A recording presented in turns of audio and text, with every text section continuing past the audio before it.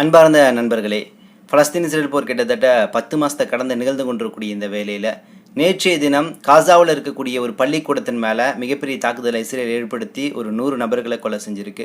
மறுபக்கம் இன்றைய தேதி அதிகாலையில் ஐரோப்பிய நாட்டில் இருக்கக்கூடிய தன்னார்வர்கள் நடத்தக்கூடிய காசாவில் இருக்கக்கூடிய ஒரு மருத்துவமனை மேலே தாக்குதல் நடைபெற்று இதுலேயும் பல 100 நபர்கள் இறந்திருக்காங்கிற செய்தி வருது.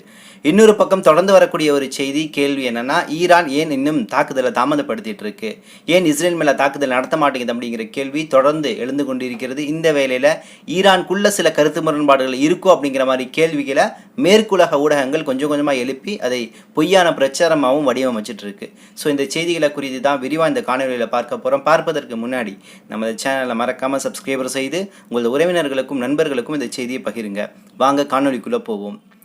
அன்பார்ந்த நண்பர்களே, பலஸ்தீன் இஸ்ரேல் போரை பொறுத்த வரைக்கும் தொடர்ந்து இனப்படுகொலை என்பது அரங்கேறி கொண்டு தான் இருக்குது. கொத்து கொத்தாக குடும்பமாக பள்ளிக்கூடங்கள், மக்கள் கூடக்கூடிய இடங்கள், குறிப்பாக ரஃபாவுடைய எல்லைப்பகுதி, கான்யூனிஸுடைய எல்லைப்பகுதி, ரஷீது சாலை என்று பல இடங்களில் கொத்து கொத்தாக மக்களை இதுவரையும் இஸ்ரேல் கொண்டுட்டு இருக்கு. ஒவ்வொரு முறை கொலை செய்யக்கூடிய சமயத்தில் சர்வதேச சமூகம் அமைதியாக இருக்குது. மேற்குலக நாடுகள் எல்லாம் உடனடியாக சீஸ்ஃபயர், போர் நிறுத்தம் வேணும் அப்படிங்கிற மாதிரி குக்குரல் எழுதுறாங்க, மறுபக்கம் அமைதியாகவும் இருக்கிறாங்க. அப்போ இதற்கு ஒரு எண்டே கிடையாதான்னு கேட்டால் நிச்சயமாக இதுக்கு ஒரு முடிவு இருக்குது. அந்த முடிவு எங்கிருந்து ஆரம்பிக்குதுன்னா, பதிலுக்கு பதில் அடிக்கு அடி என்ற அடிப்படையில் இன்னைக்கு போராட்ட ஆக்சஸ் ஆஃப் ரெசிஸ்டன்ட் அமைப்பில் இருக்கக்கூடிய போராட்ட குழுக்கள் செய்யக்கூடிய அந்த செயல்பாடின் வழியாகத்தான். அப்போ நிச்சயமாக தெரியுது இது அமைதி பேச்சுவார்த்தையின் மூலமாக நிறுத்தப்படாத ஒரு விஷயம். ஏன்னா நெத்தன்யாகு தெளிவாக இருக்கிறாரு, நெத்தன்யாகு கண்ட்ரோல் இல்லாமல் இருக்கிறாரு. நெத்தன்யாகு பொறுத்த வரைக்கும் 2 விஷயங்களை கையில் வச்சிருக்காரு. ஒன்று ஹனிபல் டைரக்ட், அதாவது இப்போ தான் இஸ்ரேலுடைய பணைய கைதிகளை ஹமாஸை சார்ந்தவன் பிடிச்சிட்டு போகிறான்னா அந்த பணைய கைதி 10 அல்லது 20 நபர் இருந்தாலும் சரி, அந்த நபர் பிடிக்கப்படக்கூடிய சமயத்தில் அந்த ஹமாஸை சார்ந்த நபர் இறக்கணும் அப்படின்னா மற்ற நபர்களும் இறக்கணும். அதாவது ஒட்டுமொத்தமாகவே கொலை செய்யணுங்கிற ஹனிபல் டைரக்ட் இவங்க கையில் இருக்குன்னு உங்களுக்கு தெரியும். அதே போல் மற்றொன்று ஒரு விஷயம் இருக்குது, பைபிளிலிருந்து மேற்கோள் காட்டப்படுகிறது. என்னென்னா சாம்சன் ஒப்பீனியன் என்று சொல்லக்கூடிய ஒரு ஒப்பீனியன். இது என்னென்னா, இந்த சாம்சன் ஒப்பீனியன்னா தான் அழிஞ்சா கூட இருக்கக்கூடிய நபர்களும் அழியணும், அதாவது தானும் சாவணும், கூட இருக்க நபர்களும் சாவணும் ஒரு முடிவு இருக்கும்ல, அதாவது தோல்வி அடையக்கூடிய அந்த நிலையில் அதைத்தான் இன்றைக்கி இஸ்ரேல் கைவசம் வச்சுருக்கு. ஒருவேளை இன்றைக்கி தான் அழியுது அப்படின்னா, அதாவது பொருளாதார ரீதியாக, வணிக ரீதியாக, இன்னும் பல்வேறு பாதுகாப்பு ரீதியாக கொஞ்சம் கொஞ்சமாக அழிஞ்சிட்டு இருக்கு அப்படின்னா, சுற்றி இருக்கக்கூடிய அண்டை நாடுகளாக இருக்கக்கூடிய எகிப்து, ஜோர்டானு, பலஸ்தீனு, இந்த லெபனான் போன்ற எல்லா நாடுகளும் சேர்ந்து அழியணும்.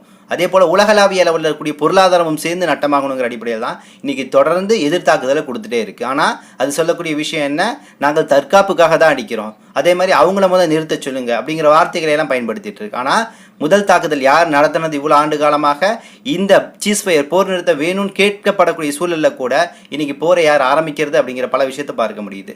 சமீபமாக ஈரானில் தெஹ்ரானில் இஸ்மாயில் ஹனியா, ஹமாஸுடைய பொலிட் பியூரோ தலைவரை இந்த இஸ்ரேலுடைய உளவுத்துறை கொலை செஞ்சிச்சு. அதற்கு பழிவாங்கும் விதமாக எதிர்த்தாக்குதல் ஈரான் இன்னைக்கு ஆயத்தமாயிட்டு இருக்கு. அப்போ இதற்கு என்ன சொல்லுதுன்னா, இன்னைக்கு இந்த மேற்குலக நாடுகள் சொம்படிக்கக்கூடியவர்கள்லாம் முதல் தாக்குதலே ஈரான் தான் ஏற்படுத்துச்சு. அதே மாதிரி ஈரானை ஒரு சமாதான அடிப்படையில் வர சொல்லுங்க, இல்லாட்டி உலக பொருளாதாரம்லாம் வீழ்ச்சி அடையும் அப்படின்னு சொல்லக்கூடிய ஒரு கட்ட பஞ்சாயத்து வேலை, ஒரு மிரட்டக்கூடிய வேலையை இன்னைக்கு தொடர்ந்து செஞ்சுட்டு இருக்குன்னு பார்க்க முடியுது. அப்போ இவர்கள் திருப்பி அடிக்கக்கூடிய சமயத்தில் இவர்கள் அடிக்க வந்தாலே ஈரான் மேலே பழிய சுமத்துவது, ஈரானை ஒரு ஒரு ஒரு குற்றவாளியாக கூண்டில் நிறுத்துவது அப்படிங்கிறது இன்னைக்கு ஒரு பொய்யான செய்தியாக பரப்பப்பட்டு வருகிறது. ஸோ அதை தொடர்ந்து இன்னைக்கு நேற்றைய தினம் காசா பகுதியில் இருக்கக்கூடிய ஒரு முக்கியமான பள்ளிக்கூடம், இந்த பள்ளிக்கூடத்துக்கு பேர் பார்த்தீங்கன்னா அல் தபைன் என்று சொல்லக்கூடிய பள்ளிக்கூடம். அல் தபைன் பள்ளிக்கூடத்தின் மேலே இஸ்ரேல் ராக்கெட் ஏவி இருக்குது, அதாவது காசா பகுதியில். இதில் கிட்டத்தட்ட 2000 பேர் இருந்திருக்கிறாங்க, புலம்பெயர்ந்தவர்கள், அங்கிருந்து வேறு ஒரு இடத்துல இருந்து அந்த கட்டிடத்திற்கு தஞ்சம் புகுந்து வந்தவர்கள். ஸோ இந்த அல் தபைன் பள்ளிக்கூடத்தில் இந்த 2000 பேர் மேலே நடத்தின தாக்குதலில் 100 நபர்கள் இன்னா லில்லாஹி வ இன்னா இலைஹி ராஜிஊன் இறந்திருக்காங்க. அவர்களுடைய ஜனாசா தொழுகை இன்னைக்கு காலையில் நடைபெற்றுச்சு. இதில் கிட்டத்தட்ட 500க்கும் மேற்பட்ட நபர்கள் காயமடைஞ்சிருக்கிறாங்க. அப்போ ஒரு கொத்தான ஒரு இன அழிப்பை இன்னைக்கு செய்து இது நடந்து முடிஞ்ச பின்னாடி எப்பயும் போல மேற்குலக நாடுகள்லாம் சீஸ்ஃபயர் வேணும், போர் நிறுத்தம் வேணும்னு சொல்லிட்டு ஒரு லைட்டாக கொஞ்சம் குரல் எழுப்பக்கூடிய வேலையை செய்து இதே வேலையை தான் அரபு நாடுகளும் செய்யுது. கிட்டத்தட்ட OIC என்ன பண்ணியிருக்குன்னா, நாங்கள் கண்டிக்கின்றோம், இந்த விஷயங்கள் எல்லாமே மிகப்பெரிய போர் அத்துமீறலாக இருக்குது, குற்றமாக இருக்குன்னு சொல்லக்கூடிய அந்த செய்தி எப்பொழுதும் போலவே கொடுத்துருக்கு. எந்த இடத்திலும் இஸ்ரேலை நாங்கள் தடை செய்கிறோம், இஸ்ரேல் நாடு ஒரு தீவிரவாத நாடு அப்படிங்கிற ஒரு முடிவை நோக்கி இன்னைக்கு வரவே இல்லை. OICயை பொறுத்த வரைக்கும் ஹமாஸ் போன்ற இந்த அமைப்புகளை கூட ஏற்றுக்கொள்ளாத நிலையில தான் OIC இருந்துட்டு இருக்குது. OICயில் பார்த்தீங்கன்னா கிட்டத்தட்ட 59 நாடுகள் இருக்குது. ஸோ இந்த விஷயத்தை குறித்து தான் ஹமாஸுடைய செய்தி தொடர்பாளர் அபு உபைதா சொல்கிறாரு, இந்த 59 நாடோ அல்லது வந்து 72 நாடோ எவ்வளோ இஸ்லாமிய நாடுகள் அரபு நாடுகள் இருந்துட்டு போங்க, இன்னும் நீங்கள் மௌனமாக இருப்பது உங்களை நீங்களே ஏமாற்றிக் கொள்ளக்கூடிய வேலை. அமைதி பேச்சுவார்த்தையின் மூலமாக இதை சாத்தியப்படுத்தணும்னு நீங்கள் நினைக்கிறது ஒரு முட்டத்தனம், ஒரு மூடால்தனம். ஏன்னு கேட்டிங்கன்னா அவர்கள் தொடர்ந்து இன அழிப்பை செய்து கொண்டிருக்கிறார். ஒவ்வொரு முறையும் கொத்து கொத்தாக அழிக்கக்கூடிய சமயத்தில் அவங்கள்ட்ட இருந்து வரக்கூடியது எல்லாமே கண்டன அறிக்கையாக தான் இருக்குது தவிர போர் சம்பந்தமான ஒரு உடனடி தீர்வை நோக்கி செல்லக்கூடிய ஒரு விதத்தில் இல்லைன்னு சொல்லிட்டு அபு உபைதா அவர்கள் ரொம்ப கவலையாக அந்த பதிவை போட்டிருக்கிறாரு. ஸோ அந்த சம்பவம் நேற்று நடந்துச்சு. இன்னைக்கு காலையில் பாருங்களே, ஐரோப்பிய நாட்டை சார்ந்த தன்னார்வலர்கள் நடத்தக்கூடிய ஒரு மருத்துவமனை காசாவில் இருக்குது, மத்திய காசா பகுதியில். இந்த மருத்துவமனையின் மீது தாக்குதல் நடத்திருக்கிறாங்க. இதில் அந்த மருத்துவ தலைமையகத்தை சார்ந்த தலைவர் உட்பட 500 நபர்கள் இறந்திருக்கிறாங்க. கிட்டத்தட்ட 300 நபர்கள் காயமுற்றிருக்கிறாங்க. தடுப்பு மருத்துவ பிரிவில் வச்சு சிகிச்சை கொடுத்துட்டு இருக்காங்க.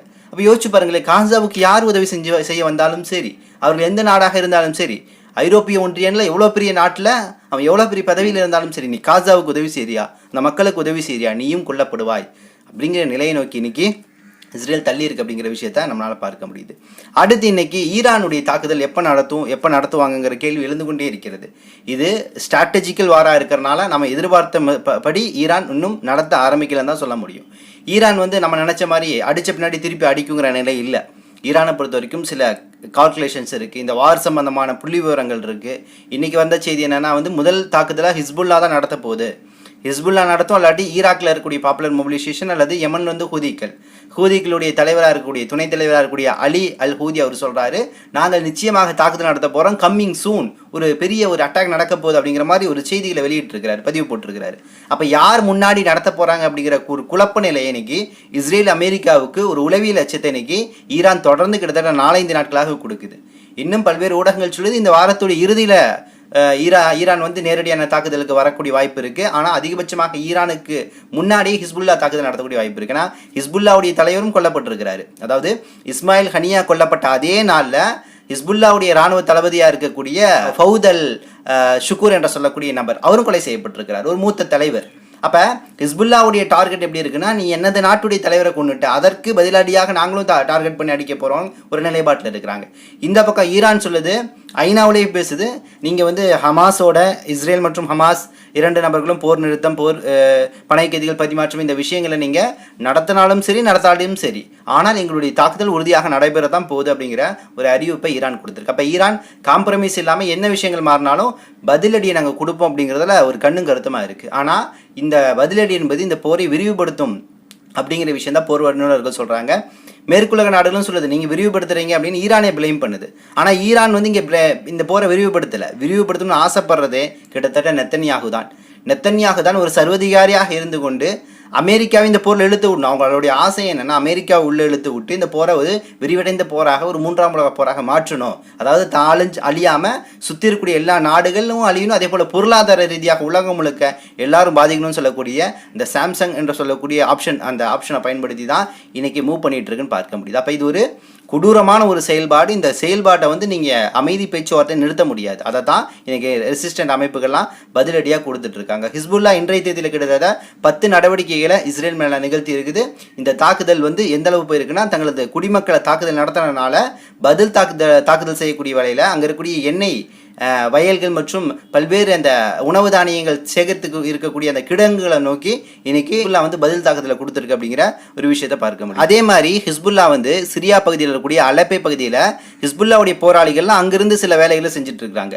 ஸோ உடனடியாக ஹிஸ்புல்லா இந்த டைமில் என்ன பண்ணுதுன்னா, இந்த லெபனான் மற்றும் இஸ்ரேலுடைய பார்டரில் ஹிஸ்புல்லாவுடைய வீரர்களை கொண்டு வந்து குவிச்சிட்டே இருக்குது. கொஞ்சம் கொஞ்சமாக குவிச்சு அந்த இடத்துல ஒரு அரணாக இன்னைக்கு வந்து அந்த மெட்டுலா கலிலியா போன்ற அந்த பார்டரில் வந்து இன்னைக்கு ஹிஸ்புல்லா தடுத்துட்டு இருக்குது. ஸோ ஹிஸ்புல்லாவுடைய தாக்குதல் தான் முதல் தாக்குதலாக ஏற்பட போகுதுன்னு நம்மளால் பார்க்க முடியுது. அதற்கடுத்து ஈரான் ஒரு நவீனமான தாக்குதலை வந்து ஏற்படுத்த போகுது. இதற்கான பல்வேறு பெலஸ்டிக் மிசைல்கள், ஹைப்பர்சோனிக் மிசைல்கள்லாம் தன் கைவசம் வச்சிருக்குது. சமீபமாக கூட இவர்கள் வந்து 350, அதாவது ஃபத்தஹ் 350 என்று சொல்லக்கூடிய ஒரு ஏவுகணை உருவாக்கியிருக்காங்க. ஸோ இது இன்னைக்கு வந்து இஸ்ரேல் மேலே ஏவுவதற்கு தயாரான சூழல் இருக்குது. ஸோ இது அதிநவீனமாக இருக்கிறனால ரஷ்யாவுக்கு இது தேவைப்படுது அப்படிங்கிற வேலையில் ரஷ்யா கேட்டிருக்கு. ரஷ்யாவுக்கு இந்த ஃபத்தகு 350 என்று சொல்லக்கூடிய இந்த ஏவுகணை கொடுக்கப்பட்டிருக்கு. இதோடைய ஸ்பெஷல் என்னன்னு கேட்டிங்கன்னா, ஒரே ஒரு ஏவுகணை இருக்கும். அதில் வந்து 6 ராக்கெட்டுகள் பொருத்தி இருக்கும். அதாவது ஒரு ராக்கெட் பறக்குது, அது வந்து 6 தனித்தனியாக டிவைட் ஆகி தாக்கக்கூடிய அளவுக்கு, இலக்குகளை தாக்கக்கூடிய அளவுக்கு ஆற்றல் கொண்டதாக காணப்படுது. ஸோ இந்த ராக்கெட் இன்னைக்கு வந்து ரஷ்யாவுடைய கிடங்குக்கு தேவைப்படுறதுனால அதற்கும் இங்கே உற்பத்தி செய்கிறாங்க. இஸ்ரேல் மேலே தாக்குவதற்கான அந்த தொழில்நுட்பமாக இது உற்பத்தி செய்யப்படுது. கிட்டத்தட்ட 250 டன் கொண்ட எடை கொண்ட ஒரு ஏவுகணையாக இருக்குது. இது கிட்டத்தட்ட 500லேருந்து 1000 கிலோமீட்டர் தூரம் இருக்கக்கூடிய இலக்கை தாக்கக்கூடிய வல்லமை பெற்றதுன்னு சொல்லிட்டு இன்னைக்கு ஈரானுடைய IRGC சொல்லிட்டு இருக்குது. ஸோ இவ்வளவு ஆயத்தங்கள் அங்கே நடந்துட்டு இருக்குது. அப்போ நிச்சயமாக ஈரானுடைய அந்த வாக்குறுதி, அதாவது ட்ரூ ப்ராமிஸ் என்று சொல்லக்கூடிய அவங்களுடைய ப்ராஜெக்ட் அடிப்படையில் இந்த தாக்குதலை உறுதியாக நடத்துவாங்க அப்படிங்கிறதுல எந்த மாற்றமும் கிடையாது, உறுதி தான். ஆனால் இதுக்குள்ளே இன்றைக்கி ஒரு சிக்கலான விஷயம் வந்திருக்குன்னு மேற்குலகம் சொல்லிட்டு இருக்கு. இன்னும் இந்த செய்தி உறுதிப்படுத்தப்படலை. என்னன்னா, இன்னைக்கு ஈரானுடைய புதிய தலைவர் தெரியும் உங்களுக்கு, பெஜஸ்கியா வந்திருக்கிறாரு, ஷுக்கூர் பெஜஸ்கியா. ஸோ இந்த பெஜஸ்கியா இன்னைக்கு வந்து ஒரு முடிவில் திணறிட்டு இருக்கிறாரு. அதாவது இவர் வந்து இஸ்ரேல் மேலே நேரடியாக போர் செய்ய வேணாங்கிற ஒரு எண்ணத்தில் இருக்கிறாரு அப்படிங்கிற செய்தி வருது. ஸோ இதனால் பெஜஸ்கியாவுக்கும் IRGC புரட்சிகர காவல் படைக்கும் மத்தியில் கிளாஸ் இருக்குது, பகமையாக இருக்குது, ரெண்டு பேர்த்து மத்தியில் கருத்து முரண்பாடு இருக்குது. அதாவது IRGC சொல்லுது நீங்கள் இஸ்ரேலுடைய டெல்லவியூ பிற நகரங்களெல்லாம் தாக்குதல் நடத்தணும்னு சொல்லுது. ஆனால் புதுசாக வந்துருக்கக்கூடிய இந்த மன்சூர் பெஜஸ்கியா என்ன சொல்கிறாருன்னா, அப்படி வேணாம், ஈரானுக்கு பக்கத்தில் இருக்கக்கூடிய அண்டை நாடுகளில் இருக்கக்கூடிய இஸ்ரேலுடைய தளங்களை நோக்கி மட்டும் நம்ம தாக்குதல் நடத்துவோம்னு சொல்லிட்டு பெஜஸ்கியா சொல்வதாக இன்னைக்கு ஒரு செய்தி வருது. எந்த அளவு உறுதிப்படுத்தப்படலை. ஆனால் ஒருவேளை இப்படி நடந்துச்சுன்னா, அப்போ முன்னால் இருந்த இப்ராஹிம் ரைசி போன்ற ஒரு நல்ல தலைவர்களுடைய அந்த செயல்பாடு இன்னைக்கு ஈரானில் ஒரு மாற்றக்கூடிய நிலை நோக்கி போதா அப்படிங்கிற ஒரு கேள்வி வருது. ஆனால் இங்கே வந்து பெஜஸ்கியாவோ அல்லது IRGCயோ டான் கிடையாது. இங்கே யார் டானு, யார் கட்டளையிடக்கூடிய இடத்துல இருக்கிறான்னு கேட்டிங்கன்னா, சுப்ரீம் தலைவராக இருக்கக்கூடிய ஆயத்துல்லா கொமேனி என்ன உத்தரவு கொடுக்குறாரோ அதைத்தான் பெஜஸ்கியாவோ அதே போல் IRGCயோ நிறைவேற்ற முடியும். ஆனால் இன்றைக்கி ஆயத்துல்லா கொமேனி கமாண்ட் கொடுக்கல. அந்த கமாண்ட் கொடுக்கக்கூடிய அந்த பவர் அவர்கிட்ட தான் இருக்குது. அவர் உடனடியாக தாக்குதல் நடத்தணும்னு ஒரு கமாண்ட் கொடுத்தாருன்னா போதும், ஈரானுடைய IRGC ஆக்டிவேட் ஆகி ட்ரூ ப்ராமிஸ் என்ற அந்த ஆப்ரேஷனை நிகழ்த்த ஆரம்பிச்சிடும் அப்படிங்கிற விஷயத்தை தான் நம்மளால் பார்க்க முடியுது. மறுபக்கம் இன்னைக்கு ஒரு முக்கியமான நாட்டுடைய தலைவர், செர்பியா நாட்டுடைய தலைவர் ஒரு அதிர்ச்சிகரமான ஒரு விஷயத்தை சொல்கிறார். என்னென்னா, அமெரிக்காவுடைய CIA இருக்கல, உளவுத்துறை, இது உலகம் முழுக்க இருக்கக்கூடிய பல்வேறு நாடுகளில் இருக்கக்கூடிய ஆட்சியாளர்களை எல்லாம் இறக்கிவிட்டு அமெரிக்க சார்புடைய ஆட்சியாளர்களை கொண்டு வரணும்னு முயற்சி பண்ணிட்டு இருக்குது. அந்த அடிப்படையில் தான் பாகிஸ்தானில் இம்ரான்கானுடைய அந்த வீழ்ச்சி, அவருக்கான அந்த 10 ஆண்டுகள் கைது நடைபெற்றுச்சு. பங்களாதேஷில் அதே மாதிரி தான் நடைபெற்று கொண்டிருக்கிறது. இன்னும் பல்வேறு நாடுகளில் இந்த CIA உளவு அமைப்பு என்ன பண்ணுது, உள்ளே போய் இந்த மாதிரி வேலையில செஞ்சுட்டு இருக்கு.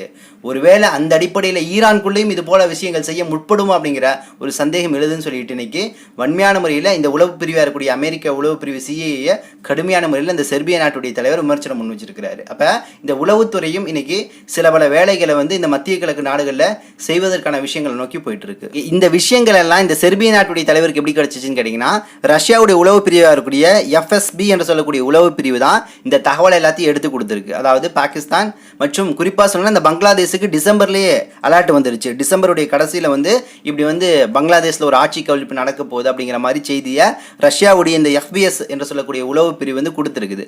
ஆனால் பங்களாதேஷ் பெரிய அளவில் அது விழிப்புணர்வுல இல்லை.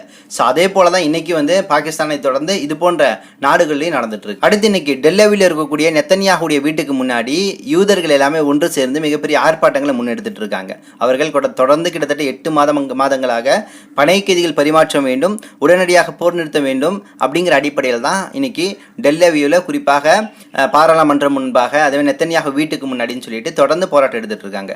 ஸோ இந்த நபர்களை எப்பயும் போலவே இந்த ஜியோனிச தீவிரவாதிகள், அந்த IDF IOF தீவிரவாதிகள் எல்லாமே அவங்க சொந்த நாட்டு குடிமக்களையே அடிச்சு தரத்தரன்னு இழுத்துட்டு போய் கைது செய்யக்கூடிய அந்த செயல்பாடு இன்னைக்கு நடந்துட்டு இன்னைக்கு இந்த இஸ்ரேலுடைய பாதுகாப்பு அமைச்சராக கூடிய பென்கியூர் தொடர்ந்து தீவிரவாத கருத்தை முன்வைத்து கொண்டே இருக்கின்றான். இவருடைய கருத்தெல்லாம் எந்த அளவு இருக்குன்னு கேட்டீங்கன்னா, ஒட்டுமொத்த இன அழிப்பை இன்றைய தேதியில நிகழ்த்திருங்க, அதுதான் நமக்கு சேஃப்டிங்கிற அளவு தான் என்னுடைய பேச்சு இருக்கு.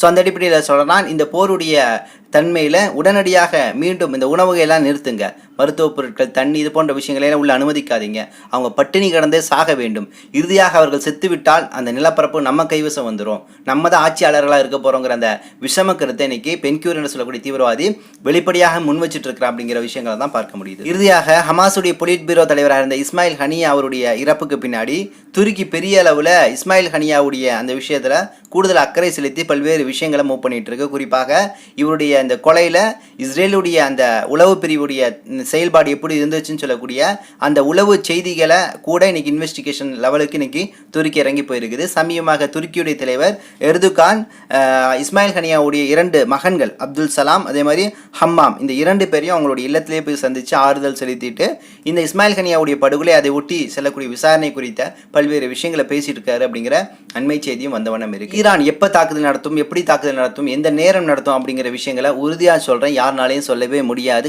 குறிப்பாக அமெரிக்காவுடைய உளவு பிரிவுனாலையும் சொல்ல முடியாது, இஸ்ரேலுடைய மொசாது சின்பெட்னாலையும் சொல்ல முடியாது. காரணம், அவர்கள் 1 மணி நேரம் அல்லது 1 நாள் அல்லது 1 வாரம் என்ற எந்த விஷயத்தையும் நிர்ணயிக்காமல் இன்னைக்கு இந்த சூழ்ச்சிகளை செய்து கொண்டே இருக்கிறார்கள். ஸோ அப்போ நிச்சயமாக இவருடைய திறமையான இந்த திட்டங்கள் எல்லாமே எதிர்பாராத ஒரு நேரத்தில் இஸ்ரேலுக்கு ஒரு பெரிய அடியாக அமையும். அந்த அடி இஸ்ரேல் மீண்டெழ முடியாத அளவுக்கு இருக்கும் அப்படிங்கிறதான் போர் வல்லுநர்கள் கணிக்கக்கூடிய செயலாக இருக்குது. ஸோ இதை தாண்டி ஈரான் எப்படி செயல்பட போகுது அப்படிங்கிறத வரக்கூடிய நாட்கள் தான் பார்க்க முடியும். இன்னும் சில தகவல்களை திரட்டி கொண்டு இன்ஷா அல்லாஹ் விரைவில் வந்து உங்களை சந்திக்கின்றேன். நன்றி. அஸ்ஸலாமு அலைக்கும் வரஹ்மத்துல்லாஹி வபரகாத்துஹு.